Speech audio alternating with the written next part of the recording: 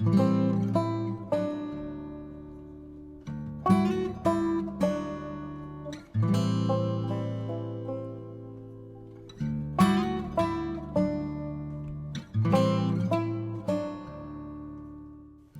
visit to Glacier Bay began early, and we witnessed the sun rise over the park from 4:30 a.m.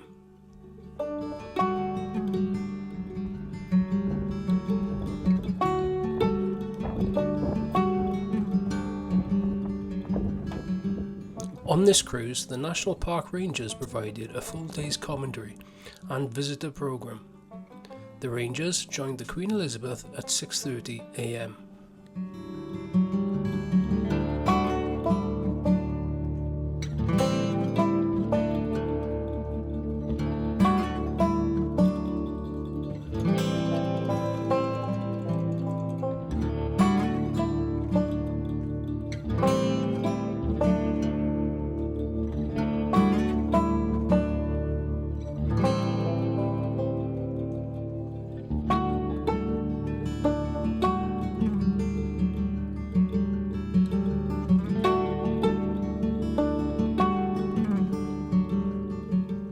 The entrance to the bay is a hot spot for marine life, and numerous sea otters were spotted.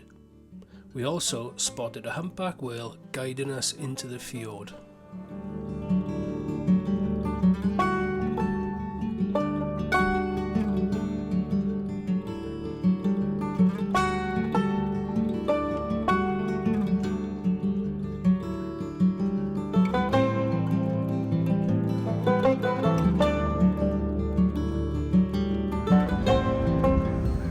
This is the Lamplugh Glacier, which has retreated in recent years. It is backed by Mount Cooper.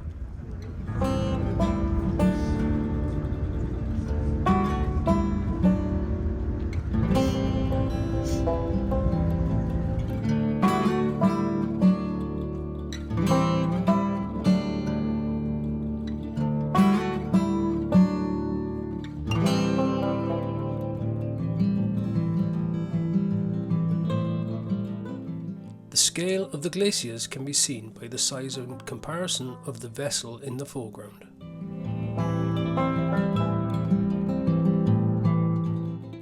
Calving is the glacier melting process.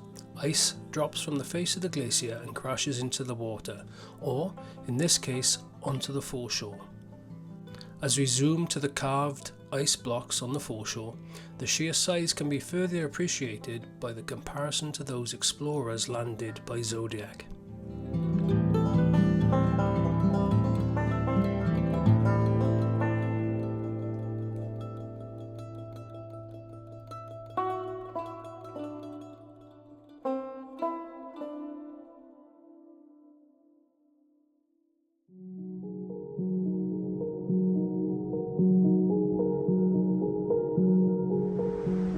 Our view of John Hopkins Glacier was made from Jaw Point.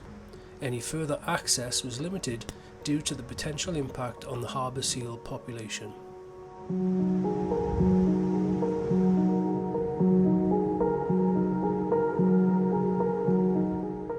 Currently, 95% of Alaska's glaciers are retreating as temperatures increase faster than elsewhere. John Hopkins Glacier is one of the few in Alaska that is still advancing.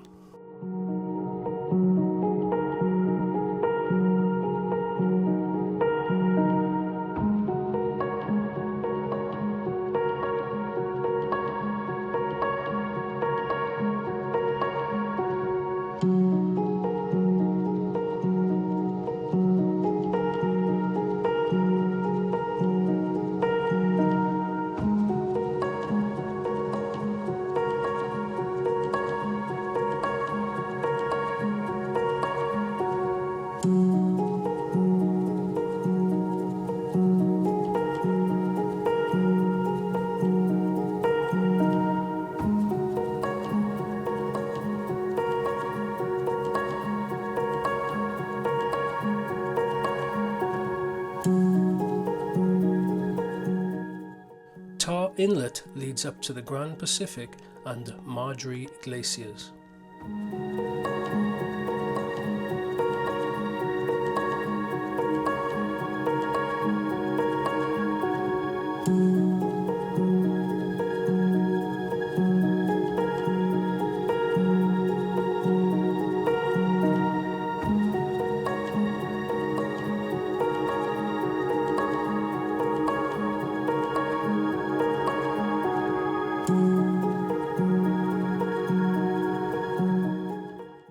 Occasionally, as we were, you may be lucky enough to witness brown bears. They can be spotted along the shoreline of the inlet.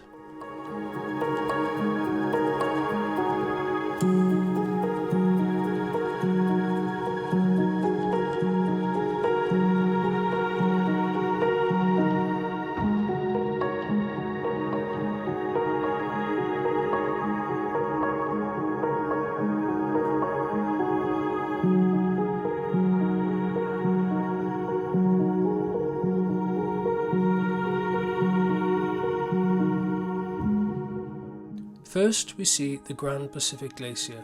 Although less impressive than others in the park, it is the glacier that created Glacier Bay. Today, its appearance is dirty due to the silt and debris it has picked up over the centuries.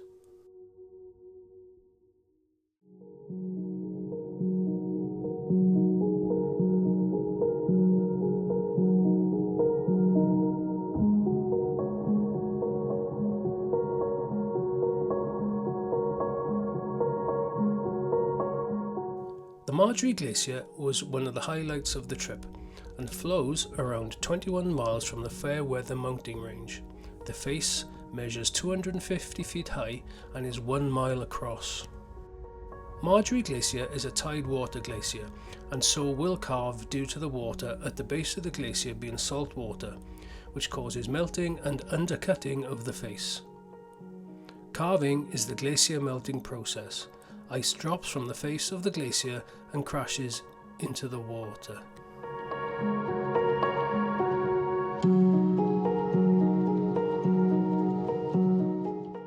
Although not as active in the calving process as the Hubbard Glacier during that visit, it was interesting being able to visit Glacier Bay some 9 days apart. This image, along with the next image, can be compared to understand the effect.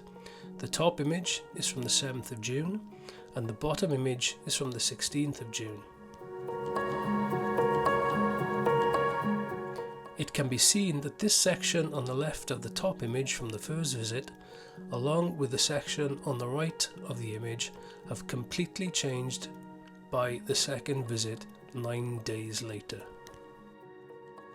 By comparing these images again, the level of carving can be seen.